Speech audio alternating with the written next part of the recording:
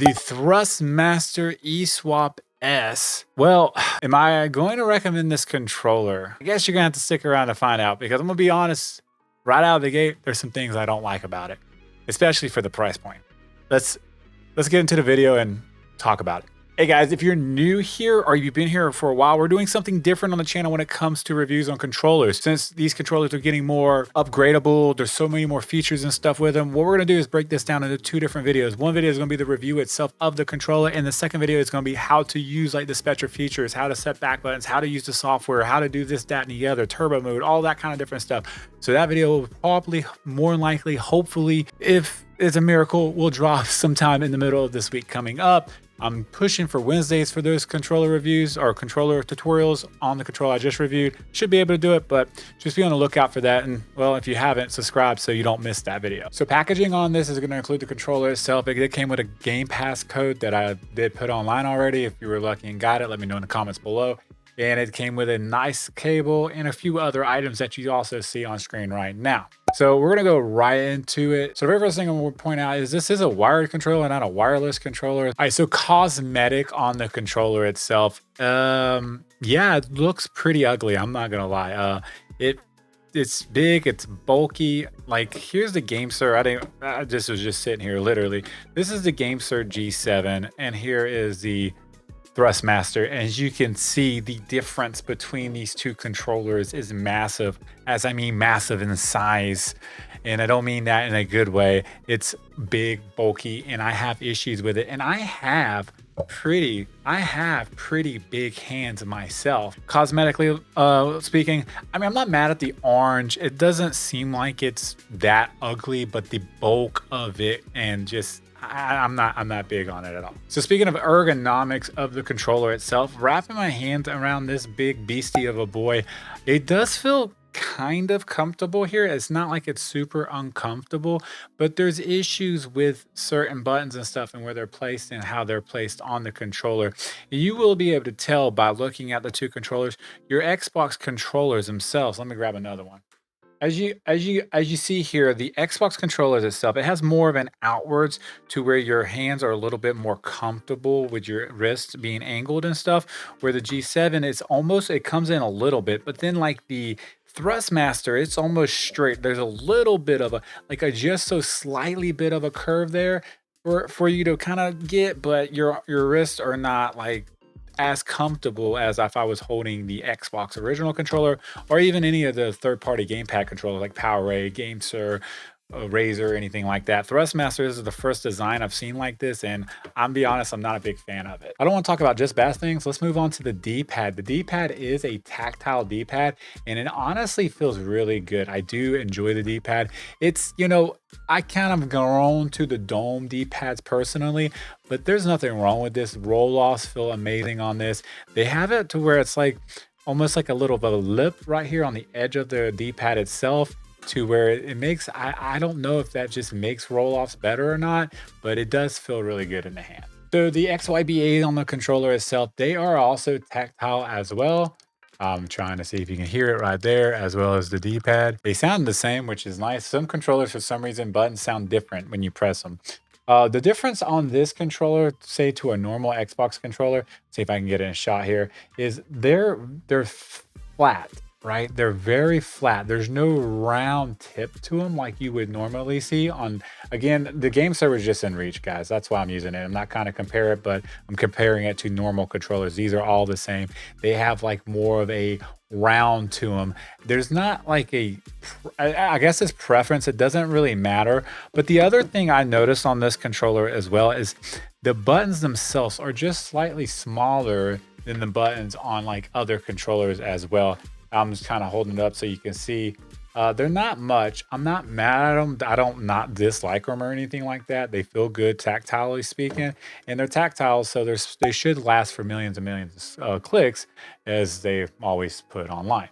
The accessory buttons too, I started doing these because a lot of y'all asked me to start talking about them and stuff. So like the Xbox button itself, It doesn't feel bad. It doesn't feel like a real good one. So if you're going to program this to something, it's not going to be an issue in my personal opinion. You're going to have a normal Xbox button. These are just placed, they're placed okay. I'm not mad at them. They're a little bit smaller, and especially these mapping buttons and stuff right here as well. They are very small. So just keep that in mind. These feel a little bit more clickier, and you almost got to press because of how close they are to the controller and how small they are. If it will, there you go. You almost have to press a little bit more than I would like to. Not on the share button, it's sticking out further, but the map button and stuff, which is fine because you're not going to be pressing these all the time anyways. But just FYI, that you do have to put, like, my finger's on it right now, but I have to put actually some pressure behind it to get that fat finger down around the button itself. So let's talk about the joysticks on the controller for a second. So these are interchangeable. You can just slide them out and they're magnetized. So as soon as you kind of put them in, they kind of snap into place, which is super nice. And you don't have to worry about them just kind of flying out and stuff. They did a really good job on that, in my personal opinion. You can buy these online and replace them. And that's kind of what the purpose of this controller is when you develop stick drift, you can replace them. Now, I am going to say, I don't know if these are apps. I don't think these are apps potentiometers, which does worry me if they made their own potentiometers and put them in these controllers, if these will wear out faster. So you kind of have to spend more money, because at the end of the day, these are a band-aid. They're not a fix. You want a fix on a controller, you will start putting Hall effect sensors in all your controllers like this.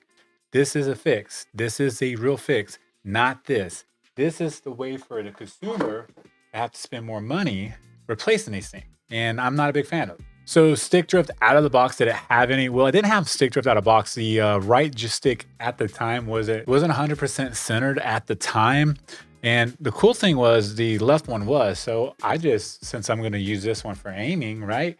I flipped them around, and sure enough, I mean, it worked. It was, it wasn't centered 100% here, and it was centered here. It was, when I say it wasn't centered, I'm not saying it wasn't centered where you're going to notice it in game. You're not going to notice it in game. It's not going to start drifting off on you somewhere in game and stuff like that. It's just, I want the most perfect, accurate stick on my right one because that's what I aim with on FPS games and stuff. So that's what I did. So the circularity on the controller itself was around the 8, which is typical. Most controllers, especially like this, are between like 8 and I've seen them up to about 12.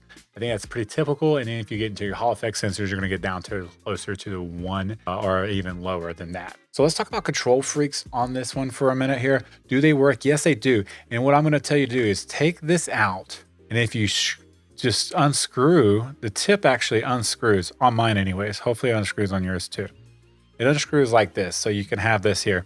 The reason why I'm telling you to do this is because that way you're not putting any more pressure down on the sensor in here and making the stick go out even faster.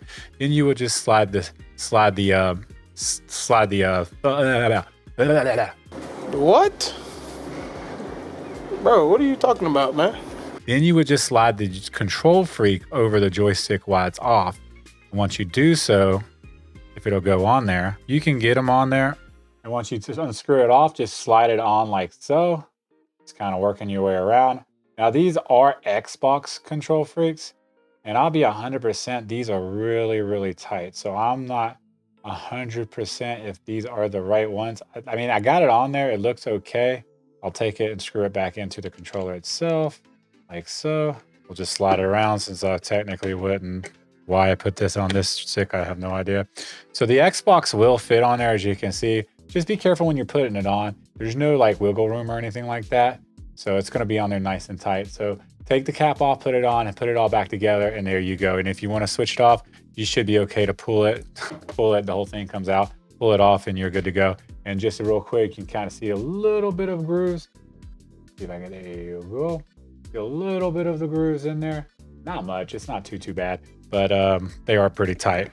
If you know of other control freaks that will fit the S, the X version is different. The control freaks for the Xbox will not fit the X version. I looked into that. So these are different than this one itself. So just FYI. All right, let's talk about the triggers and the bumpers. We're gonna start with the bumpers. I hate them. Just gonna come out and say it. This is where the ergonomics of the controllers come and play at, because I honestly just hate them. Because when I'm holding the controller, right, I have to wrap my fingers around It's not like see how like I have to have my controller like this, I have to slide my hand down on the controller to actually actuate the bumpers. Now, I will say the bumpers do actuate all the way over here to the side. So if you wanted to, yeah, you can hold it and just kind of go like that and stuff. But I'm not, that's not comfortable to me.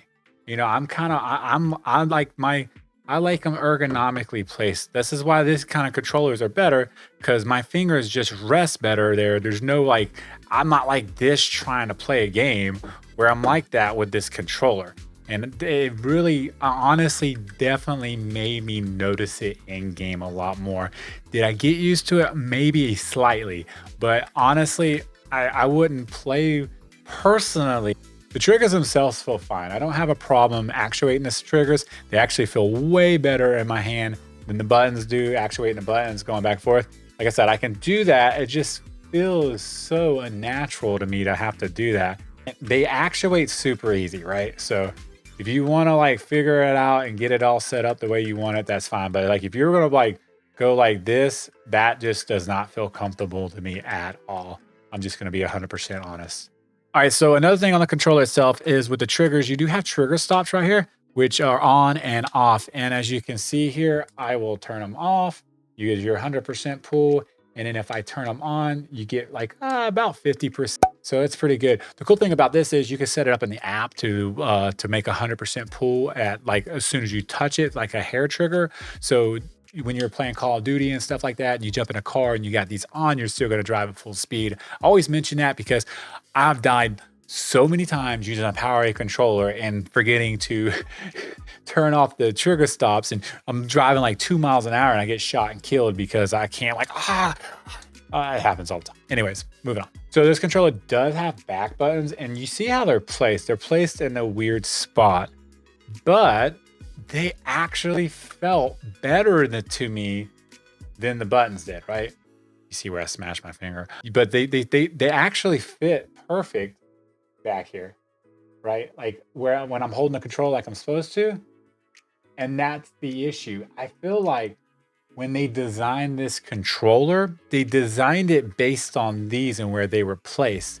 Instead of doing what every other company in the past has done and set their back buttons like this, or on the side of the grips more, they went more in the middle. They kind of try to go like the only other company I could think of kind of did something like this. I mean, there's several of them, but like I know the controller I have, the Razer Chroma V2, has their 4 buttons in here in the middle, but the controller is bigger, but it's still ergonomically better.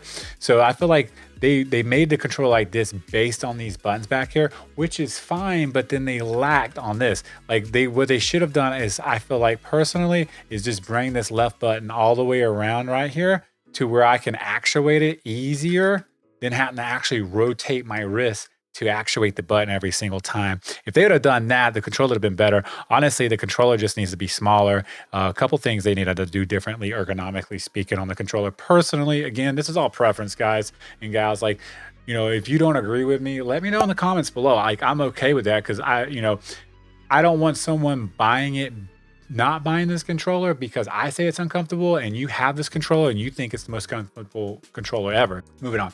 So there is software on this controller itself. You download it to the PC or the Xbox. There's an app for the Xbox as well, but we're going to go through that app in the second video to come to speed up this review. All right, so let's talk about the input delay on the controller for a second. So this controller does come out of the box at 250, which means there's a 4 milliseconds between the controller and the console, the controller and the PC. So you can overclock this controller.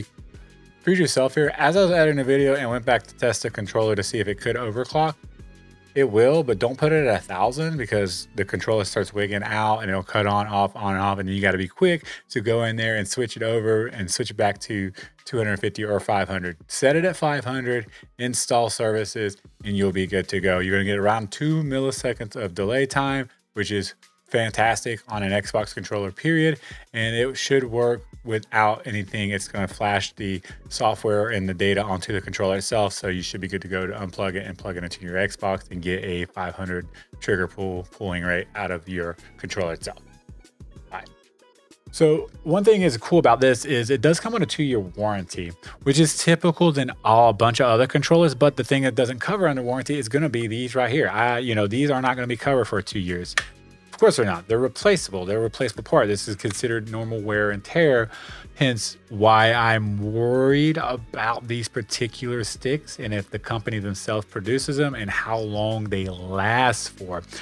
Let me know in the comments if you have this controller and you've noticed that. Like if you start developing nasty stick drift after a few months of using it and you happen to keep buying these, I would like to know, because honestly, if I have to spend this much on a controller and then every few months I'm buying $20, replacement sticks or whatever they cost, I'll post it up here again, then it's not worth it. I'd rather personally buy something with Hall effect sensors on it.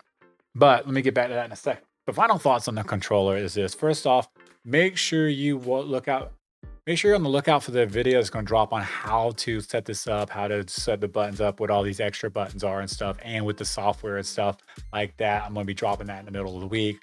But I'm not a big fan of the controller, to be 100% honest with you. I don't do that a lot on this channel, but honestly, I think for the price, you can go better elsewhere. That's just me. I'm going to be honest at the end of the day. I don't like the concept of the sticks being interchangeable. I think that they're a band-aid when we have controllers coming out now with Hall effect sensors on them, and you can get them for $40, and they have extra buttons, software that's kind of like this software, and 1000 hertz pulling rate as well now with the update. It just came out for the G7, but it's not all cons on the controller. Like I think the tactile buttons are great. I think the D-pad with the tactile buttons back.